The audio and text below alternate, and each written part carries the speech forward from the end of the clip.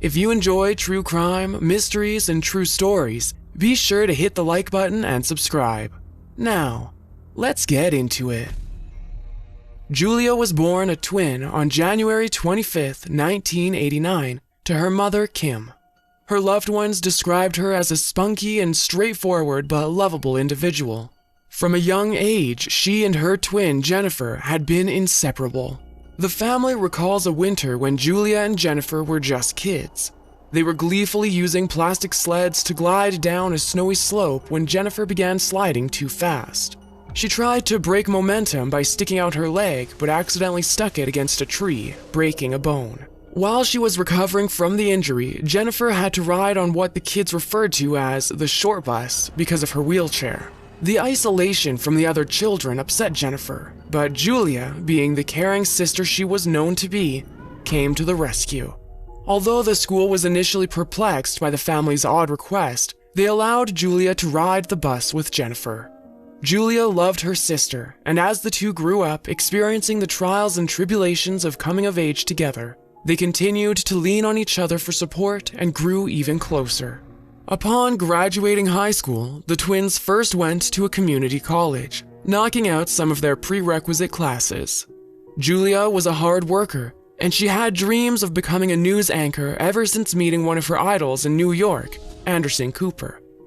She got accepted into Eastern Michigan University and began studying communications, deciding to gain some independence from her family.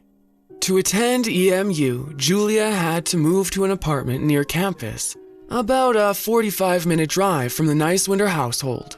While she originally moved in with two close girlfriends, that living arrangement quickly turned sour when Julia reportedly brought a stray kitten into the space without her housemate's permission.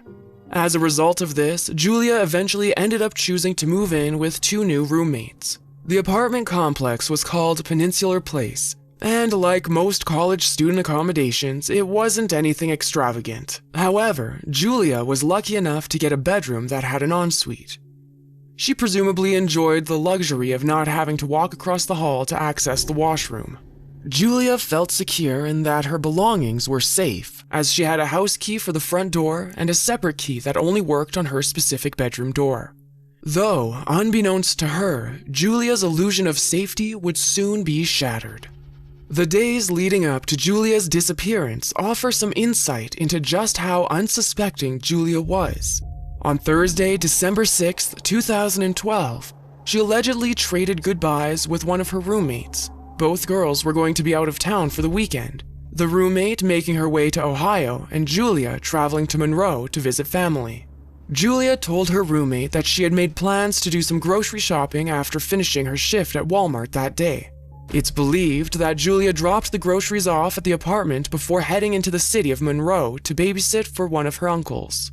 The next day, on Friday, December 7th, Julia apparently left, brimming with excitement at the thought of finally doing some Christmas activities with her family. Now that Julia was away to college, they didn't always have the family together in one home. That day was different. Julia joined her mother Kim, her stepdad Jim Turnquist, her twin Jennifer, and Julia's younger sister Madison, as they all decorated the tree. This was the first year the Niswenders had purchased a real Christmas tree, and Julia's mother remembers that Julia was by far the most ecstatic about this decision. Together, they sipped hot chocolate and dug out their family's ornaments while Julia played Justin Bieber's Christmas album. After the fun of decorating was over, Julia headed over to her grandma's home to help her set up her tree. While she was there, Kim reportedly showed up to see what was going on. But oddly enough, Julia's grandmother, Rose, says that Kim didn't help out. As soon as Kim left again, the grandmother reportedly heard Julia say, "I'm never coming back to that house." Julia seemed to be very close to all her family members. Still looking back, Julia's own grandfather emphasizes that whenever the young college student visited home, she actually spent more nights at her grandparents' than she did with her mother and stepfather. He attributed this to the fact that her parents' home was a cramped two-bedroom, where Julia would have had to share a small room with Jennifer and Madison. And that night, after a long day of Christmas shopping and decorating, Julia decided yet again to stay at her grandparents' place. At face value, this may not seem like a huge deal, but the young woman's pattern of avoiding home, combined with what the grandmother heard Julia say, could certainly become a cause for concern. The next morning was a Saturday, and Julia had a shift at the Saline, Michigan Walmart store. She allegedly also had a date that night, but otherwise, the day was pretty unremarkable. As Sunday rolled around, Julia simply went about her usual routine, heading out to her job at Walmart. To keep her company, Julia's sisters met up with her at the store for lunch. It's said that Julia gave them a tour where she not so subtly pointed out items they could buy her for Christmas. Little did Jennifer and Madison know, as they waved goodbye to Julia, who was heading back to work, this would be the last time they ever saw their sister alive. After getting off at 5 o'clock, Julia stopped at a convenience store to pick up some items. Police would later check the security footage at Walmart and a convenience store to see if anyone suspicious had been following her, but nothing strange was found on those tapes. Upon returning to her college apartment, Julia was alone with just one of her roommates, as the other was still in Ohio for the weekend with her boyfriend. The roommate who was home reports hearing Julia's TV blaring loudly from her bedroom, but she was in a hurry and the cranked up volume didn't seem suspicious at the time. The roommate hastily grabbed a few things and left for the night to visit her boyfriend, around 10 or 11 p.m. Allegedly, Julia sent her twin sister a text around 10:30 p.m., and a male friend said he also received some sort of picture from Julia that night around 11 p.m., the specifics of which are unknown. Then, everything on Julia's end went quiet, radio silence. On Monday, December 10th, Julia's other roommate returned from her Ohio vacation in the wee hours of the morning. She quietly got freshened up so she could head straight to class. On her way out the door, the roommate heard Julia's alarm, loud and continuously beeping. She said it wasn't too much of an anomaly for Julia to ignore her alarm and sleep in. But all the same, she tried to wake up Julia by banging on the door and yelling for her to wake up. After no response, she left the apartment to head to school. Since the roommates all had jobs and rigorous academic schedules, it wasn't uncommon for them to go days without seeing or talking to one another. That being said, 3 things happened that day that struck everyone as extremely odd. First off, Julia, a dedicated student and responsible young lady, neglected to show up to any of her classes. Besides, Julia's stepdad had a cleaning business where he had hired Julia so that she could earn some extra cash for the holidays. But that day, Julia was a no-show. And perhaps more alarming, Julia also didn't show up for her main job at Walmart. She was a dependable employee, so management and coworkers were very concerned by this unexplained absence. The next day, Tuesday, December 11th, 2012, all the weird signs pointed to a truly haunting outcome that nobody saw coming. Julia had another shift at Walmart that day, and she had promised to give some coworkers a ride to the annual work Christmas party. Unsurprisingly, she never arrived to pick up those fellow employees, and she didn't show up to work or the staff party. For Julia's coworkers, this was the breaking point. One coworker, who was also close to Julia's mom, Kim, gave the family a call. Kim happened to be out on the town playing darts with friends that night, but when she was informed that her daughter had missed 2 shifts, Kim's heart immediately dropped. For Kim, after that call, everything happened in a blur. She frantically called Julia's phone only to get through to her voicemail. Feeling desperate and living 45 minutes away from Julia's apartment, Kim called a friend who happened to live in the same college town as Julia and asked if she could check on her daughter. When the friend made their way to the apartment, she was greeted by one of Julia's roommates. Together, they got a hold of the complex security guard at around 9:15 p.m. They were hoping they would be granted access to Julia's locked bedroom, but the guard instead insisted that they first call the police. Kim's friend took his advice, and when law enforcement arrived for a welfare check, the authorities granted the security permission to use his master key to break into Julia's locked bedroom. When the officers stepped into the room, they were mortified by what they found. Julia's dead body was lying in the bathtub, completely submerged in water, her arms pulled behind her back, her feet close together. There were ligature marks on her wrists and ankles, looking as though she had been tied up, then had the ligatures removed. Her phone was mysteriously found underneath her lifeless body. Horrified and still adjusting to the sickening shock of the gruesome discovery, the friend collected herself enough to solemnly call Kim, notifying her of the tragedy that they had come to pass. Kim and Jennifer were devastated. They couldn't believe such a thing could have happened to their beloved Julia. Somehow, they managed to get into the car and speed down the road towards the crime scene. The pain and sadness they felt in those 45 minutes must have been unimaginable. Around this same time, Jim woke up Julia's younger sister, Madison, and quickly headed off to Julia's apartment in his own car. Kim was hysterical upon arrival and was allegedly let into the apartment by cops. But of course, she was not allowed to go into the bathroom to see the state of her daughter. Jim reportedly stayed in the parking lot during the proceedings. That night, investigators found several key pieces of evidence that would play an important role in understanding just what happened to poor Julia. Her clothing was completely torn off, apart from one sleeve. The discarded fabric lay unceremoniously on the floor beside the tub. The knife used to cut off her clothes was nowhere to be found, and neither were the ligatures used to bind her. Bodily fluid was found on her body, which, when tested, showed that her attacker had previously gotten a vasectomy.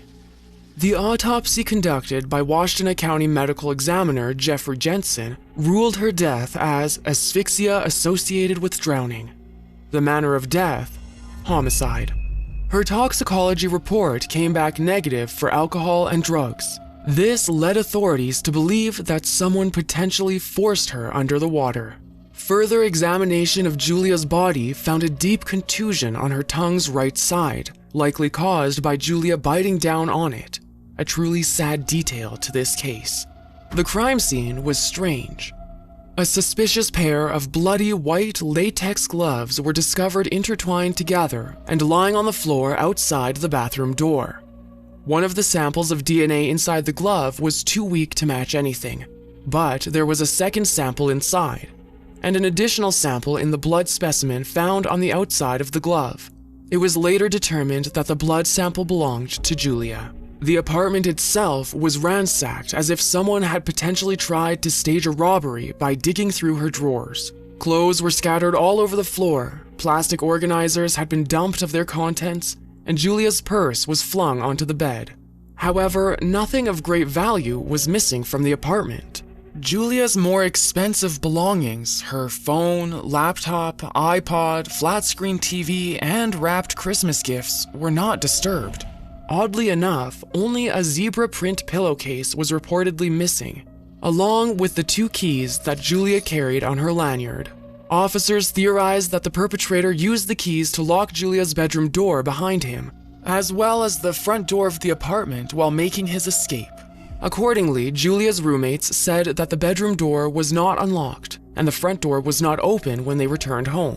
The apartment was on the 1st floor, and all windows and doors were closed and locked at the time of Julia's death, with no sign of forced entry.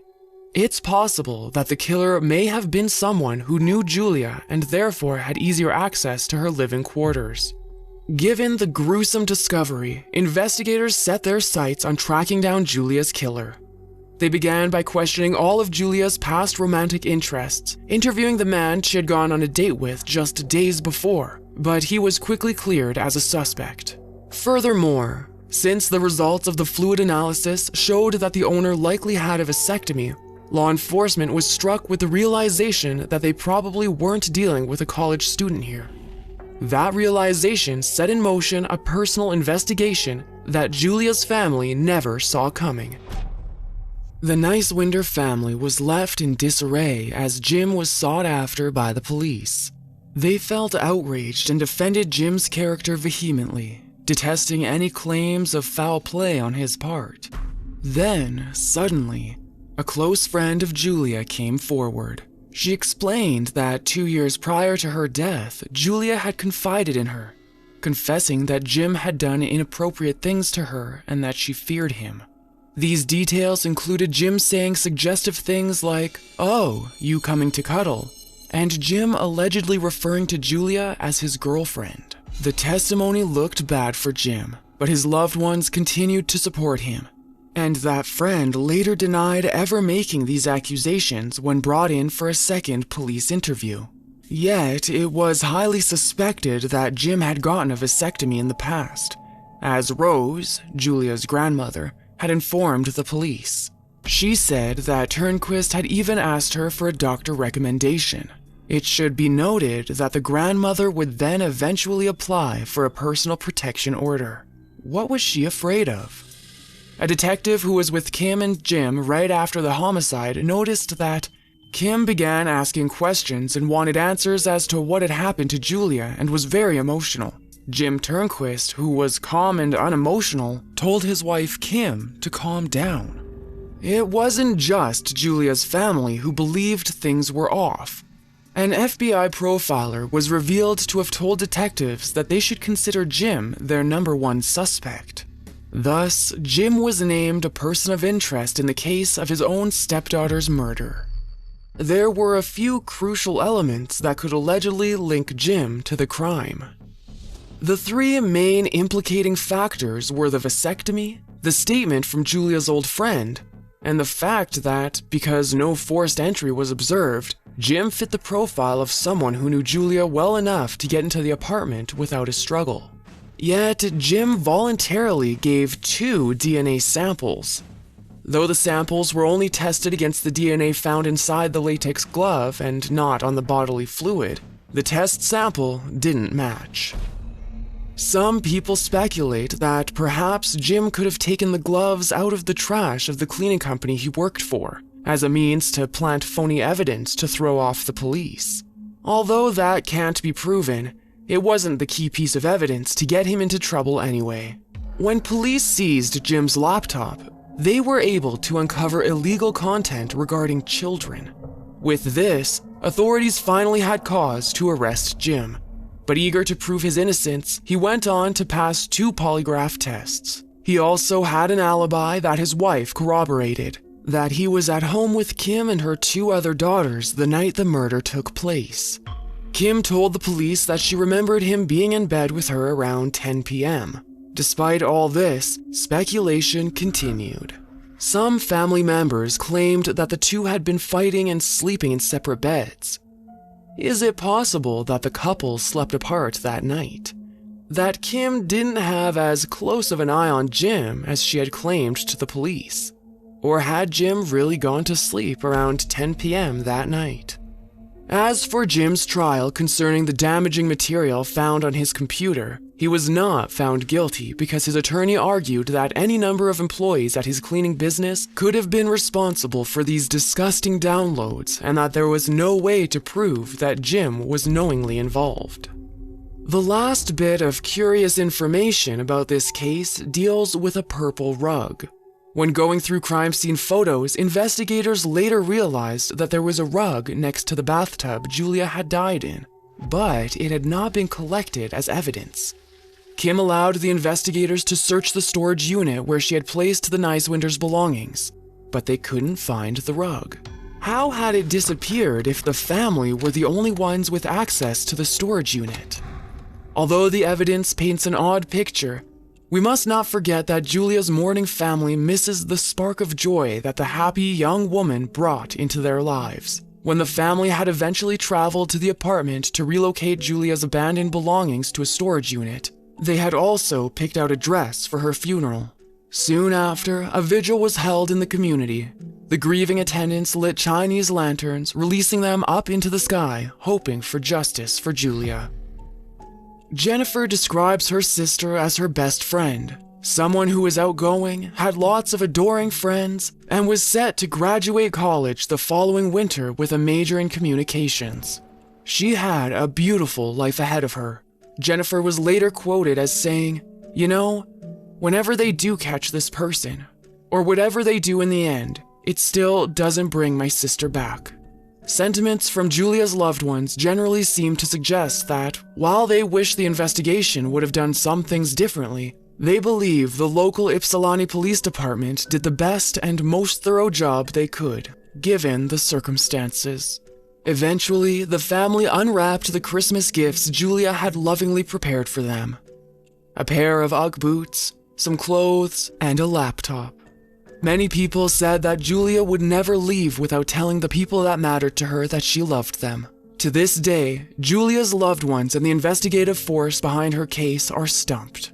The evil individual behind Julia's murder is still unknown, and many members of Julia's family, including Jennifer, stand behind Jim's innocence. The Niswenders, a heartbroken family, are left behind without a daughter and still to this day without answers.